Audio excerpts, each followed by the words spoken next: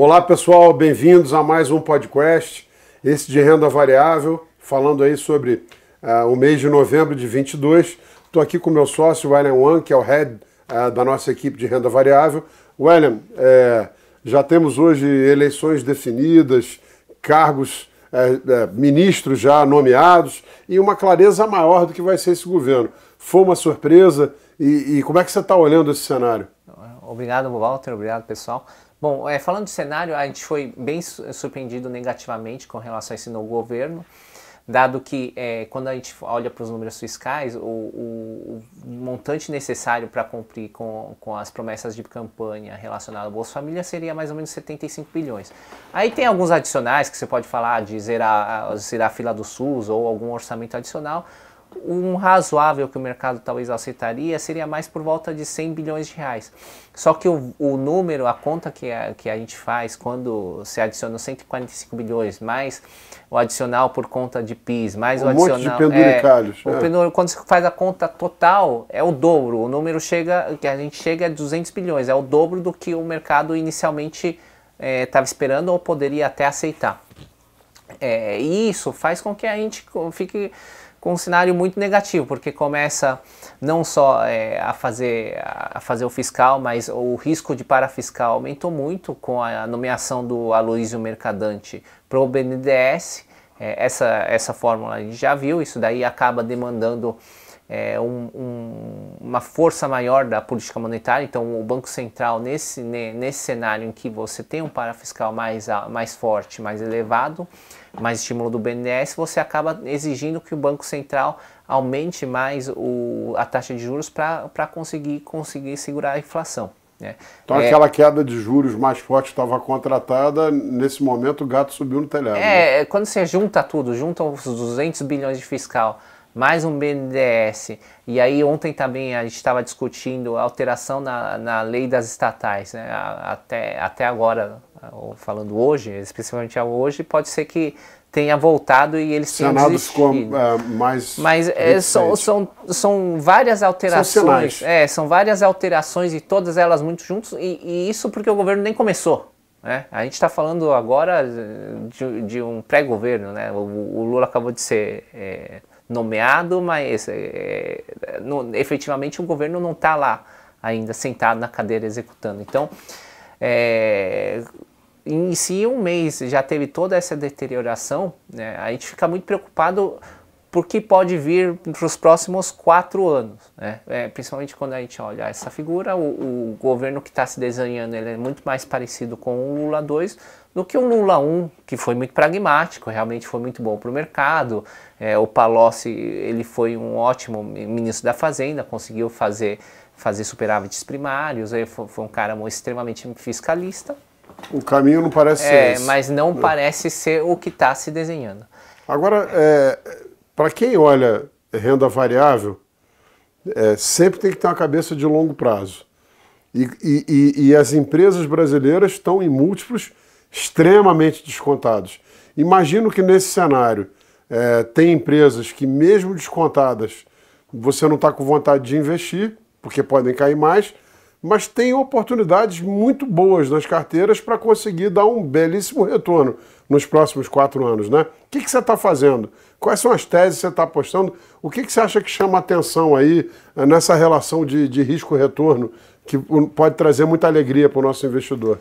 Bom, acho que hoje a gente faz uma carteira muito mais defensiva, então, falando um pouco das alterações que a gente fez ao longo do tempo, a gente reduziu posição em consumo e varejo, porque quando a gente olha os dados do quarto trimestre, principalmente Black Friday, o que a gente já vê é uma fraqueza do consumo, seja por política monetária contracionista já realmente impactando o consumo, seja por queda de confiança do consumidor, mas está se desenhando um cenário fraco para consumo. E esse cenário que a gente falou de taxas de juros mais elevadas ou mais elevadas por mais tempo, isso daí também vai acabar impactando as empresas de consumo, seja por lado da demanda, seja por lado de despesa financeira. Né? Então a gente tem evitado esses setores de maior crescimento, consumo e varejo, discricionário principalmente, e também empresas muito endividadas.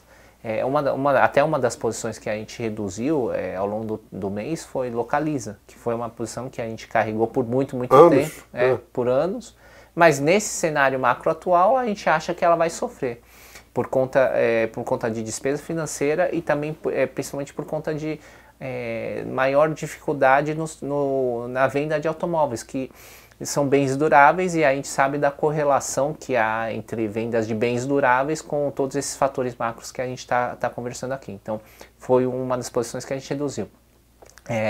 Outra posição que a gente acha que vai navegar muito bem nesse ambiente é Açaí, né? Porque com todos esses estímulos, a inflação ela deve voltar a acelerar, ou ela não vai se arrefecer.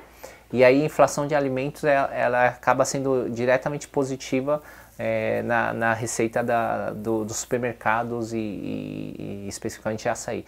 Quando a gente olha ao longo do tempo, a execução dela tem sido super boa, com ganhos de market share, principalmente com relação ao formato de hipermercados, e a conversão das lojas Extra para a loja Açaí também tem sido muito melhor do que esperado, com um aumento de receita e conversão muito mais rápido do que o mercado estava esperando. Então, é uma posição que vai navegar muito bem nesse ambiente.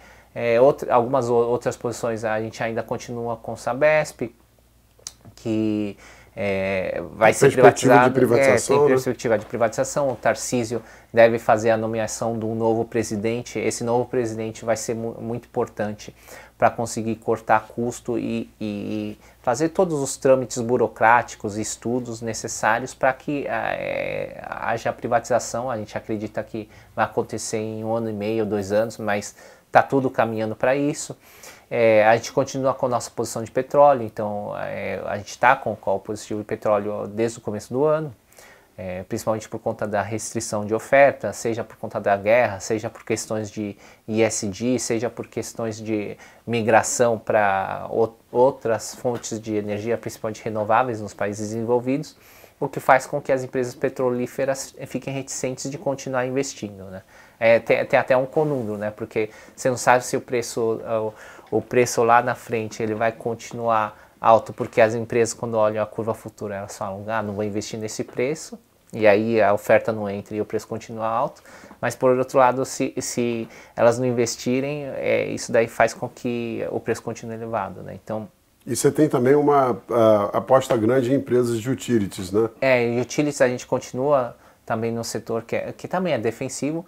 Aqui, obviamente, tem um risco de mudança de agenda regulatória, mas a gente acha que é muito baixo, né? Porque a gente viu o que aconteceu na Dilma, com a MP 579, a gente não acha que deve acontecer qualquer coisa parecida, mas... Deu muito errado, não faz sentido repetir, né? Mas acho que o mercado fica um pouco mais reticente até indicarem ao ministro e entender qual que é a agenda dele. Mas a gente tem posições em Auren, né, e Energisa, que são empresas que são muito defensivas com relação ao cash flow, né? A Auren tem o risco de preço de energia, mas ela já está muito bem contratada, então é baixo. E aí quando a gente olha para a tira implícita, ela está pagando mais de 11% de tira implícita com prêmio para a NTNB. E ela deve acelerar o pagamento de dividendos, agora que ela recebe uma indenização, e ela provavelmente não vai investir em novos projetos, dado esse cenário para preço de energia. Pessoal, lembrando que o nosso, por exemplo, o nosso Small Mid Caps, que tem um retorno aí acumulado desde o início de outubro de 2009, fabuloso, quase 10 vezes o Bovespa, quase 5 vezes o índice Small já líquido de todas as taxas, navegou durante grande parte do seu histórico em períodos de complicação, volatilidade, contração econômica, pegou todo o governo Dilma, que foram 6 anos. Então, não necessariamente um cenário econômico mais adverso quer dizer que não tem oportunidade em bolsa, ainda mais no múltiplo que as empresas estão, né? Então, chamar a atenção de vocês que na hora que tiver céu de brigadeiro, um horizonte claro, todo mundo otimista, os preços vão estar lá em cima. Bolsa se investe sempre olhando para o longo prazo, e o momento para entrar parece ser agora. A gente tem uma equipe de gestão super competente, capacitada, uma série de produtos, inclusive nesse período agora ruim da Bolsa, nossos fundos long bias, long short estão indo muito bem. Então chama a atenção de vocês aí. A gente não acha também que o país vai para o vinagre. O que a gente acha é que foi tomado um caminho um pouco mais adverso, mas o governo em algum momento precisa ter popularidade para poder continuar tocando seu projeto, né? Então qualquer sinal aí um pouco mais positivo pode dar aí um impulso bem forte para a Bolsa, né? A gente concorda com essa visão, Walter. É um momento muito, muito positivo, principalmente em termos de valuation, né? Mas e a gente aqui já tem experiência de navegar por esses ambientes, né? Já navegamos pelo governo da Dilma. A gente sabe que nesse ambiente tem que fazer proteções, mas olhando para o médio e longo prazo, é um ambiente que vai te prover muitos retornos, né? E olhar para isso que você está falando, né? Empresas com forte geração de caixa, com qualidade de gestão, onde a gente tem mais segurança que vão atravessar esse ambiente bem. É isso aí, pessoal. Obrigado. Até o mês que vem. Boas festas para todos. E nos vemos em 23, né? Boas festas, pessoal. Obrigado aí, pessoal. Obrigado.